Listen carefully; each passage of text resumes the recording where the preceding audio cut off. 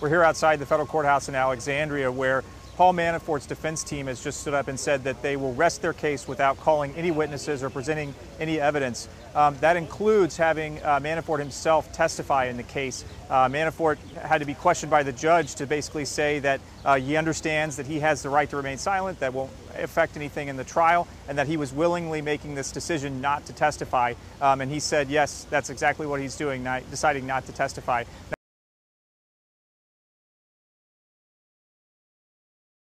Now, what this does is it sets up closing arguments that will start tomorrow morning, and so that really will be the wrap-up of the case, where the prosecution will make their final push to be able to make their case before the jury, while the defense will try to undermine the prosecution's case by what we've seen so far is attacking Rick Gates, Manafort's longtime protege, and a co-conspirator that the prosecution put on the stand.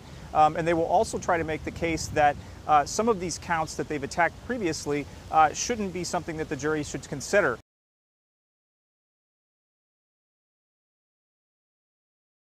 In particular, what they're going to be focusing in on is that some bank fraud counts that are against Manafort, some charges involving loans that he obtained. They're going to say that the bank was going to extend those loans regardless of whether or not there was any incorrect information that he filed. That's an argument that they tried today in attacking the counts, trying to get the judge to throw them out ahead of the case, or ahead of going to the jury. And the judge rejected those arguments, saying that all 18 counts against Mr. Manafort will go before the jury.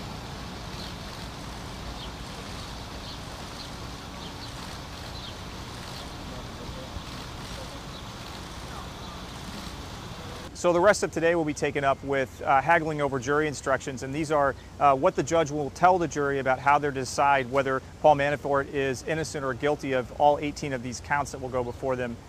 We also started the day out with a nearly 2-hour sealed proceeding that was kept secret from the public, that we really have no explanation about what occurred in there. Now, this comes after we've seen 2 or 3 days now of sealed proceedings and some discussions that might have indicated that there was some kind of issue with the jury, but at this point we're just going to have to wait and see until the transcript's unsealed as the case concludes.